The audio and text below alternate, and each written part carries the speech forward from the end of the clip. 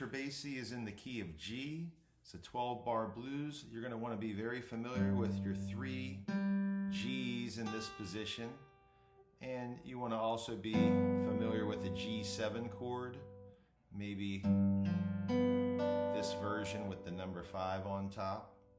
It would also be useful to know where the 1, 2, 3, and the 4, 5, 6 are in the key of G. So we're starting out on a D, leading up to the G. That's beat 1 of the first measure, sliding into the 3rd and 5th of a G chord, toggling off 2 other notes in the scale, and then the 5th of G up to G, and then a half step into C, which is the root note of the 2nd measure, which is a C7 chord. You come into C, and you're going to go up a C7 chord. That's 1, 5, flat 7.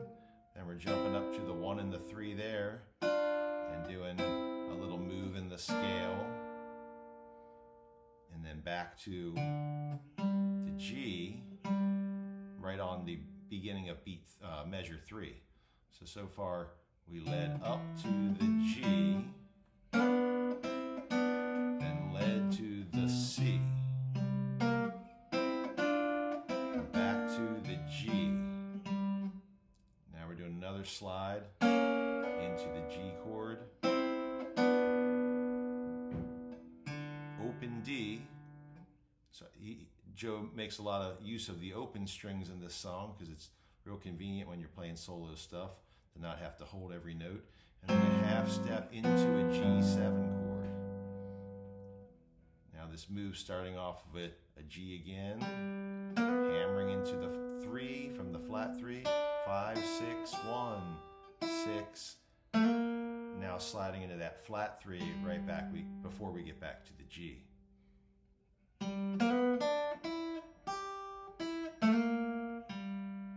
Now we're in the 5th measure. This is C again, so we're using part of a C9 chord.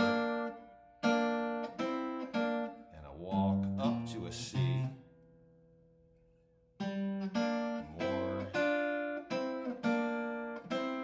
More stuff over the C there, out of the scale. And then this slide into a G7. That's the sliding into the flat 7 and the 3. Down to the 5th. Up a half step, part of the G chord again. It's a neat move, surrounding. And then back to a G right there.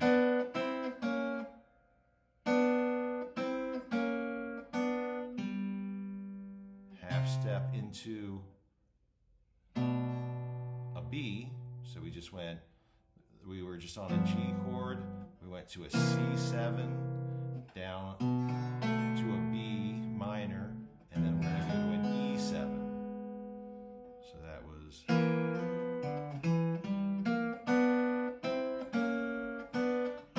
that's the beginning of the C chord, into the B, into the E, and another E chord, sticking the sharp 9 on.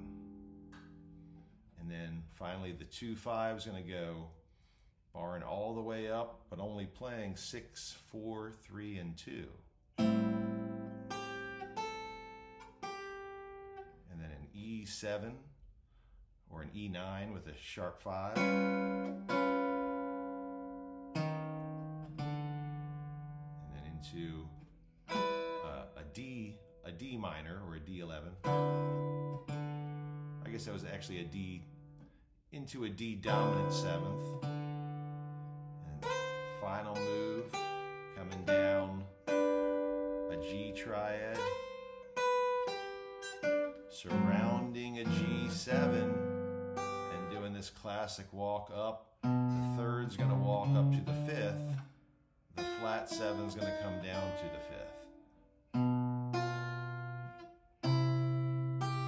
High G there, and then finishing with some octaves, and then we're going going to be moving into the second chorus. For now, we could just go